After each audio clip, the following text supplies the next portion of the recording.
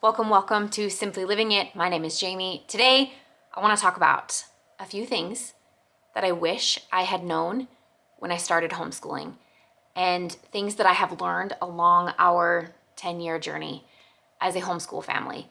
Homeschooling is just a part of us. It's a part of our life. It's a decision we've made, and it is some of what I share here on our channel, specifically homeschool related. And that's what I want to talk about today to any of you homeschool mamas who might be starting out. Maybe you're new to homeschooling, maybe you've been doing this for a while. I would love to hear your thoughts in the comment section down below about some of the things that you wish maybe you had known, or that would be helpful to have known when you first started. And yeah, it's a little bit of a heart to heart. So I hope it's something that you appreciate.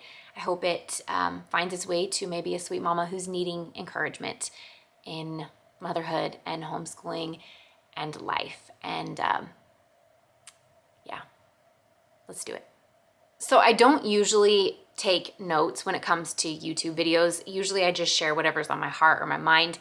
But this video came specifically to me while I was up in the mountains. We were up at the cabin and we were cruising around in the side-by-side, just looking at nature and looking at the sunset. And we had just finished up picking huckleberries. And I was just thinking about all kinds of things like I do. My mind is always in a million places. And that's when the whole idea for this came to my mind. And I knew I needed to take notes somewhere because if I didn't write it down, I would forget. I always have like these things that stick or something that I think about at the worst possible scenario and time when I have nowhere to write it down and nowhere to store it. And if I don't, I'll lose it. So I took notes in my phone. So here are the highlights that I want to cover about 5 things that I wish I knew or that would have been helpful to know, okay? And some of them you have to just learn along the way. Like that's the hard truth of life, like a fact of life. You have to learn some things along the journey. That's the point in the journey, is the learning and the growth to get where you are. So the learning, the growth, the tears, the heartache, the frustration, the story, the journey, that's part of it. So along our 10-year journey of homeschooling, this is what I could put, not even all of what I could put, into a somewhat organized nutshell for you guys. The first thing I want to talk about is consistency. Consistency. More times than not, when I was dealing with pushback or struggles or lack of motivation, it was because I was not being consistent. Being consistent day to day in what you are needing to do in your home and in your homeschool. That doesn't mean you don't have freedom. That doesn't mean that you have to do the same thing every day at every time. That's not what I mean. What I'm simply saying is the times in our home that I noticed we had some of the most struggles was when we had fallen completely off the wagon. My boys would wake up and they'd be like, what are we doing today? Like there was no structure. And I'm not a super structured person, so hear me out on this, guys. You know I reverse record keep. You know I do all of that totally backwards than what the world would say to do, right? We know this. If you've been here for a while, you know that about me. I do things a little bit different, and that's great. But I know that when it comes to like the structure of our home and the flow of our daily rhythm in our life, every day, in and out, just like with anything, there has to be a form of consistency to see the results. If you want to talk about a diet, if you want to talk about working out, if you want to talk about your finances and trying to be debt-free, if you want to talk about a new skill that you're wanting to learn, it doesn't matter what it is. This applies to everything in life. If you are seeking an end result that's different from where you're starting, you have to be consistent. That's something I learned the hard way in homeschooling, is I have to be consistent. Kids need to know what is needed of them day in and day out. Yes, we can be wild and free homeschool mamas. We can be all of those things, but still there has to be some portion of structure and consistency to what we are doing, or the outcome is probably not going to be necessarily what we're hoping it would be. But that can also be flipped on the other side. I've been the mama who was too teacher planner oriented in the very beginning, following a Becca hardcore, all the things for kindergarten, rigorous. And I felt the repercussions of that too. So you have to find that middle ground. What consistency is, what the middle ground is for your family, for your home. What is that? What does that look like? That's for you to find out, Mama. I can't tell you that. I can't show you that. I can share our life. I can share what we use. I can share how we do it. I can share how I homeschool. I can share all the things. It doesn't matter. This is merely for encouragement. You have to find that sweet spot in your home and in your homeschool. That's for you to find, not for me to tell you. Not for you to take and copy what we're doing and apply it to your home and your homeschool. Obviously, there are so many things that I've learned from a lot of mamas here on YouTube before I was a mama sharing our homeschool journey on YouTube. A lot of wisdom that I could totally glean from. And that's what I'm hoping this comes across as, is something that you can take something and maybe get your wheels spinning and turning and think, okay, what does that look like for me in my home? That's the whole point of this. The next thing I want to talk about, I wish I would have known the beauty in read alouds. I was a naysayer. I don't know what else to call myself, but I was like, no, we're not going to do read alouds. We would do fun little picture books. Yes, fun little picture books. I love reading to my kids. I've read to them since they were babies. I loved it. Actually, in my belly, they were in my belly. I remember sitting in a rocking chair in this little 2-bedroom, tiny, like 600 square foot house that we lived in, and just rocking and reading when they were in my belly, when my oldest, Aiden, was in my belly. And it's always been a part of our life. But for whatever reason, when they get out of that picture book phase, I discounted the beauty and the joy that reading aloud as a family would bring into our home. I was discouraged when they didn't like a book that I picked and nobody was interested. I was discouraged when they were talking. I was discouraged when they didn't want to sit and listen, when they would rather be playing Legos and there's so many sounds and I'm like, I can't do this. Be quiet. I'm going to lose it. I'd get frustrated. I would stop because I thought everybody had to be poised perfectly on the couch. Misconception. My bad. I thought that's what read aloud was like, that it was like library. I was public schooled. I pictured one teacher and all the kids, the librarian and all the kids sitting listening so perfectly.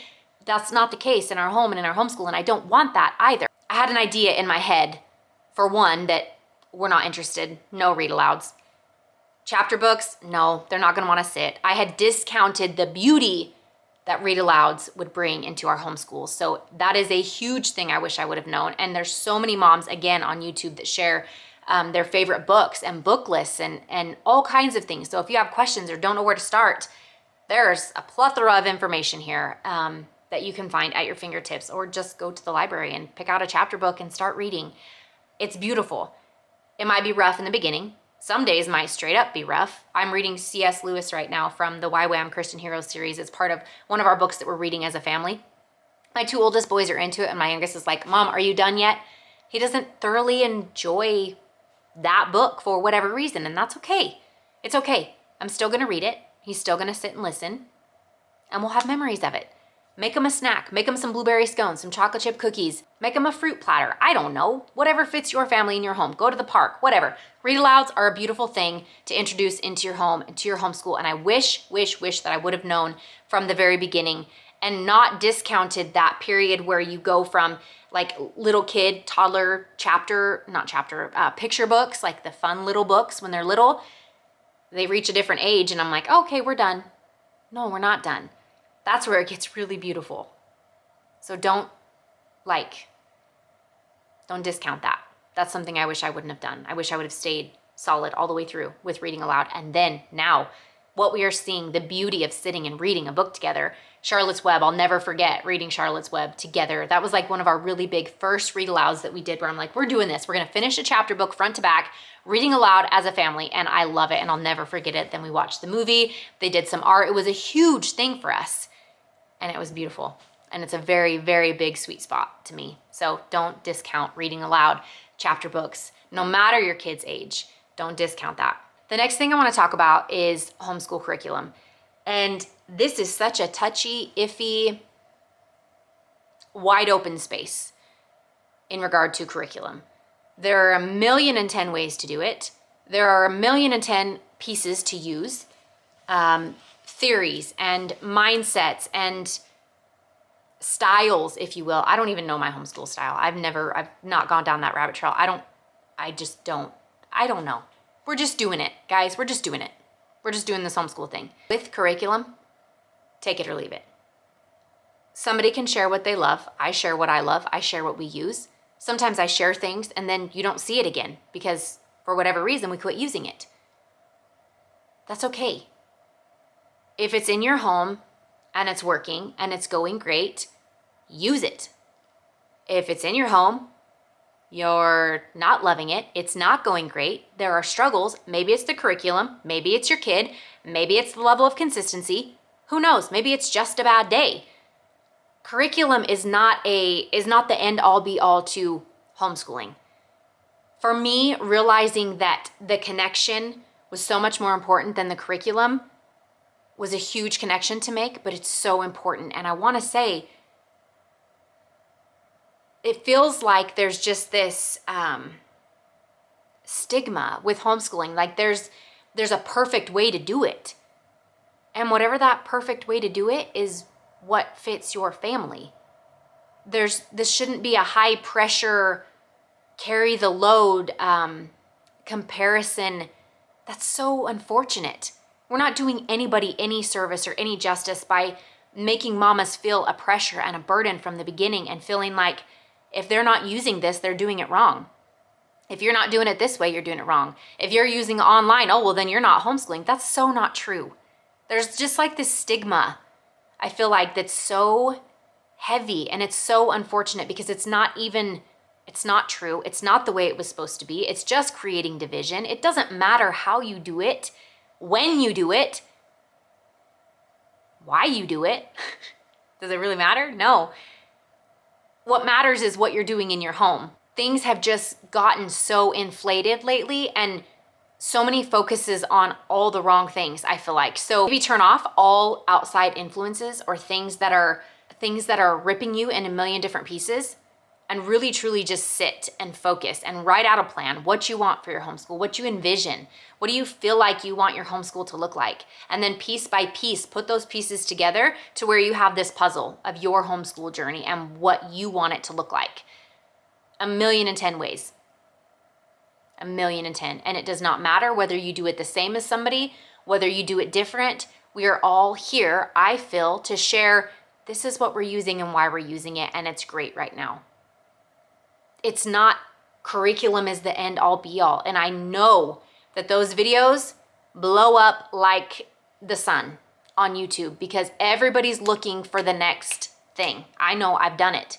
Everybody's looking for the next thing. What is the thing that's going to be the perfect thing for my home? Sometimes it's because we're legit wondering there's something we're struggling with, there's something a kid is struggling with, and we need help. And that is an awesome resource to have, and I am beyond grateful for that. I'm beyond grateful for the ability to say, hey, I have someone struggling with spelling. What kind of resources can I use to help with a struggling speller? Struggling math, what kind of resources? Whatever it is, struggling reader. I am so beyond grateful. But you have to take everything that you are taking in from platforms like this, internalize it, and then piece it apart for yourself, for your family. Don't be swayed into using something because somebody else is using it.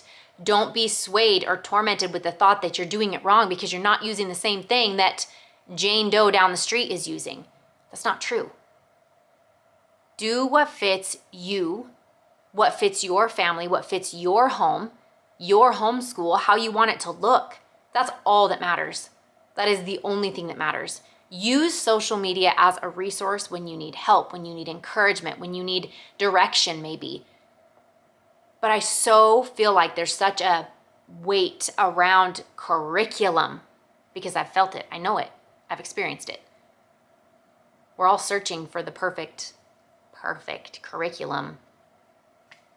Do you know there are so many curriculum publishing companies I've never heard of? Ever. Which is crazy to me because there's the ones that you hear everything about all the time. There are so many I've never heard of. There are so many homeschoolers who homeschool quietly and beautifully and gracefully.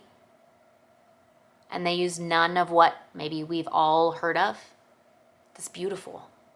And that's a testament to the fact that there are so many things that get blown completely out of proportion. I'm guilty of it, to where we miss the whole point. So let that be an encouragement to you.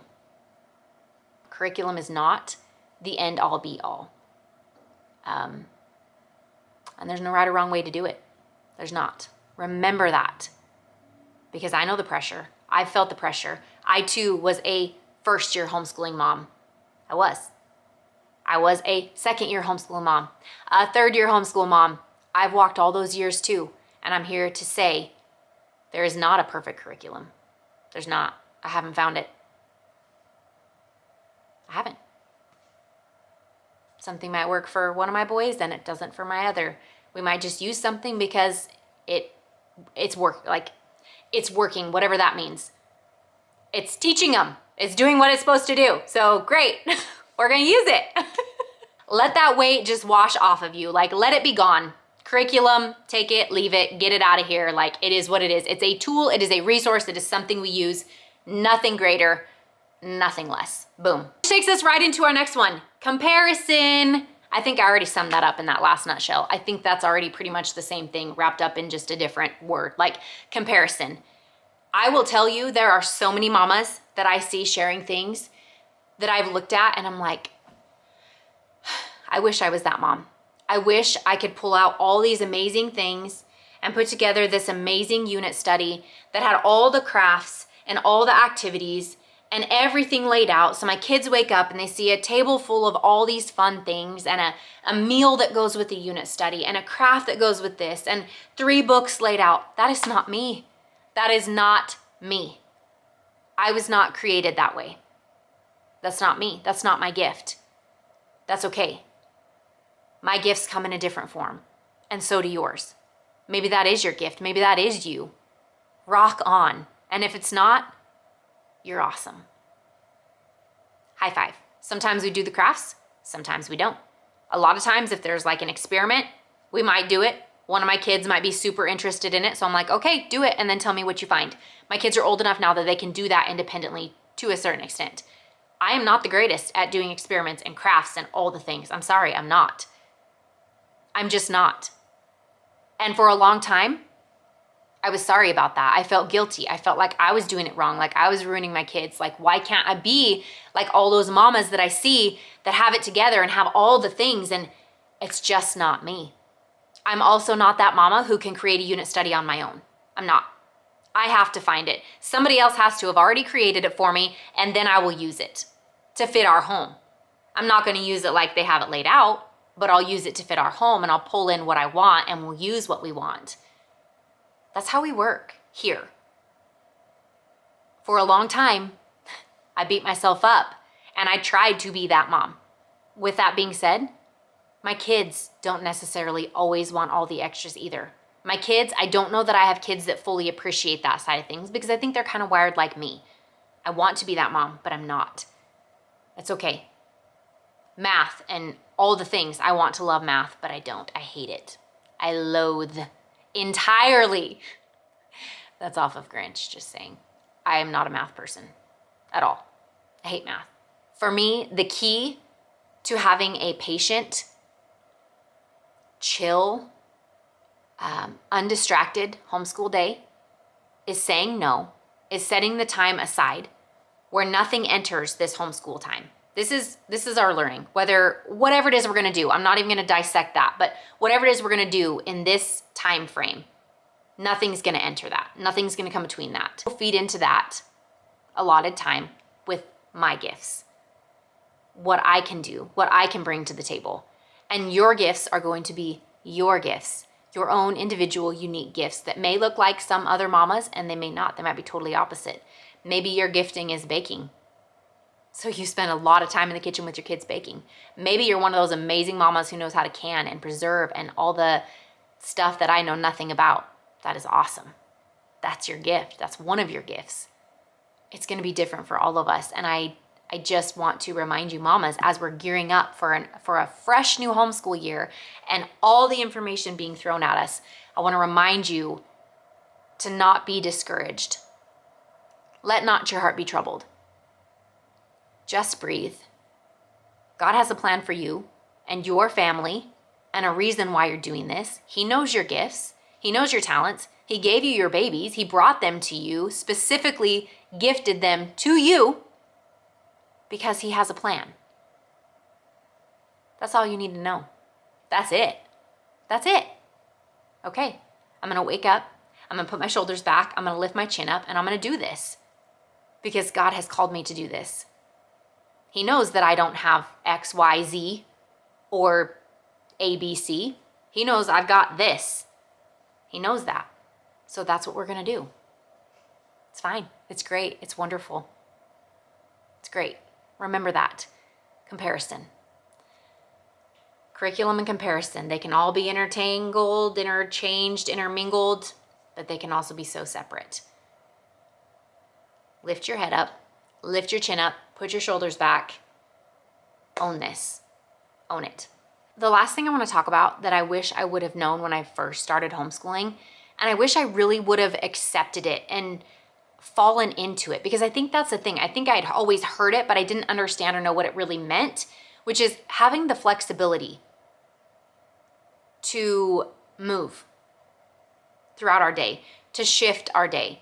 Yes, to be consistent, but to be flexible, to be able to move and breathe and allow air into this space instead of it being so dry and like suffocating. The reverse record keeping helped. The time. I think, again, I go back to some of this we just had to homeschool. We had to walk through it to really understand what this is going to look like for our family. Being flexible, allowing room to breathe, allowing air and bendy. As I'm saying being flexible, you know those little like gumbo things that people put out like yard sales or car lots where they have the little air blower thing?